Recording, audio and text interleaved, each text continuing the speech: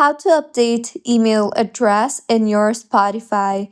Hello everyone, I am Bishaka and welcome to our channel. Now let's get right into the tutorial. Firstly, go ahead and open the Spotify application on your device and make sure you are signed in.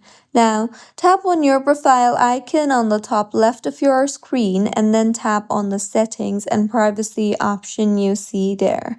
Further, you will see the option for accounts, so tap on the account option you see there and you will see the option for email. So tap on the email option and now in the interface that you will be led to, in here you will be able to make changes to your personal information. So navigate to the email tab and then go ahead and make any required changes. Now, once you have entered the email address, you will be required to enter the password for your account. So go ahead and enter your password, and once entered, scroll down to the bottom and you will see the option for save profile. So tap on the save profile option you see there, and with this, if the information that you entered is correct, then your profile information will be saved successfully. So this was about how you can change your email address in Spotify. If you find this tutorial helpful,